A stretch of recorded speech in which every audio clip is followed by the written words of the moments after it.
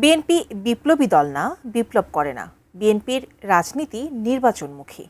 এই মন্তব্য করে দলটির মহাসচিব ও স্থানীয় সরকার মন্ত্রী মির্জা ফখরুল ইসলাম আলমগীর বলেছেন, জুলাই সনদ সরকার বাস্তবায়ন করবে এবং সেটা নিয়ম মেনেই।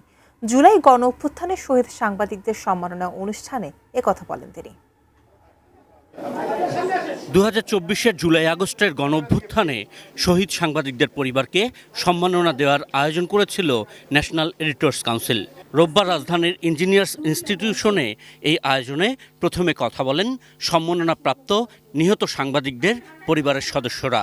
শহীদ কন্যাদের কথা চিন্তা করে ওদের একটা আইনগত ব্যবস্থা নেওয়ার জন্য ওরা সেফটিতে থাকতে পারে। অনুষ্ঠানে ন্যাশনাল এডিটর্স কাউন্সিলের যুগ্ম আহ্বায়ক ও আমার দেশ সম্পাদক মাহমুদুর রহমান বলেন, শেখ হাসিনা ফিরে এলে তাকে মোকাবেলা করে এবার ফাঁসিতে ঝুলানো হবে। পালিয়ে যাওয়া এক ঘৃণিত রাজনীতিবিদ যতই হুমকি দিক না কেন যে তিনি দেশে ফিরে আসবেন, আমরা প্রস্তুত আছি সেই ফ্যাসিস্টকে মোকাবেলা করবার জন্য, তার সাজা কার্যকর করবার জন্য আমরা লড়াই করব।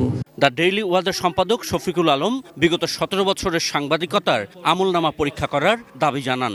বর্তমানে কারাগারে থাকা সাংবাদিকদের মানবাধিকার নিয়ে যারা কথা বলেন তাদের সমালোচনা করেন বিগত অন্তর্বর্তী সরকারের এই মুখপাত্র।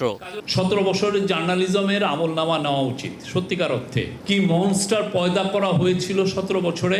হাসিনা কিন্তু পয়দার পিছনে সাংবাদিকদেরও তো ভূমিকা আছে।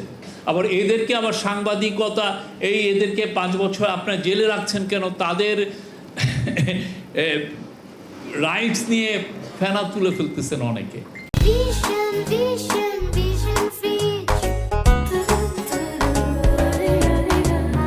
স্থানীয় সরকার মন্ত্রী ও বিএনপি মহাসচিব মির্জা ফখরুল ইসলাম আলমগীর বলেন, জুলাই সনদ বাস্তবায়ন নিয়ে অনেকে কিছু কিছু ভুল ব্যাখ্যা করেন।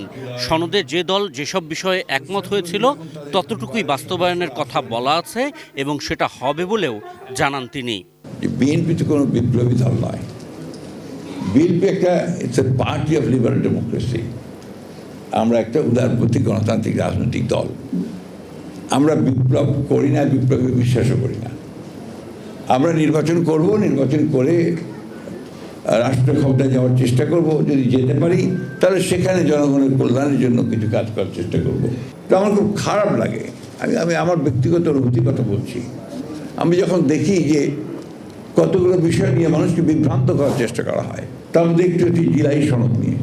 জুলাই সনদ সেখানে কিন্তু পরিষ্কার করে বলা আছে যে বিষয়গুলোতে আমরা একমত হতে পারছি না রাজনৈতিক দলগুলো, তারা যদি নির্বাচনের মধ্য দিয়ে রাষ্ট্র পরিচালনার দায়িত্ব যায় তাহলে তাদের ম্যানিফেস্টো অনুযায়ী তারা কাজ করবে। আশিকুর রহমান অপু, এটি নিউজ, ঢাকা।